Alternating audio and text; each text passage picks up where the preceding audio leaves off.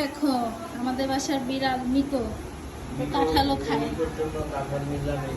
এই যে দেখো কাঁঠাল, ও শশা খায়, ও লাল শাক খায়, সব খায়, সিম খায়। এই যে দেখো কাঁঠাল খাচ্ছে, দেখছো? এই যে দেখো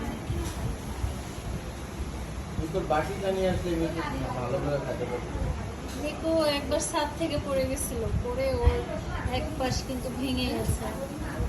এখন ও শক্ত খাবার খুব একটা খেতে পারে না।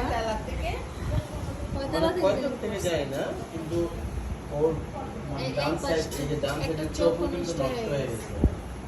তারপরে আপনার ওই যে ডাক্তার দেখানো হয়েছে, ডাক্তারের মেডিসিন দিয়েছে, চোখের ওষুধ, রেগুলার ওষুধ।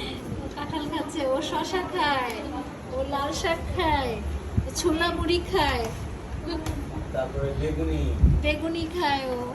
খায়।